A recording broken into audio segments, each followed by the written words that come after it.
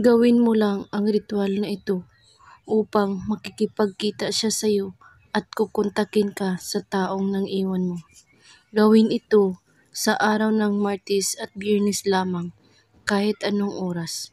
Una, kumuha ka ng isang basong tubig at ilagay ito sa inyong harapan at magdasal ka ng Ama namin at Aba Ginoong Maria.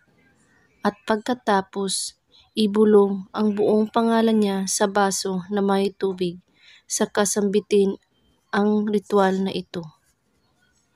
Ikaw ay tatawag sa akin ngayon na mismo. Makita at makasama at di ako mawalay sa iyong isipan. 3 beses mo ito ulit-ulitin sa pagbulong. At pagkatapos, inumin mo ang baso na may tubig.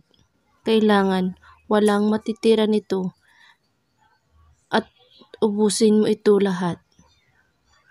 Kapag gumawa kayo nito, buo ang inyong paniniwala at walang ibang iniisip at pagdududa. At kung may katanungan po kayo ay magko-comment lang po sa baba. Maraming salamat sa panonood.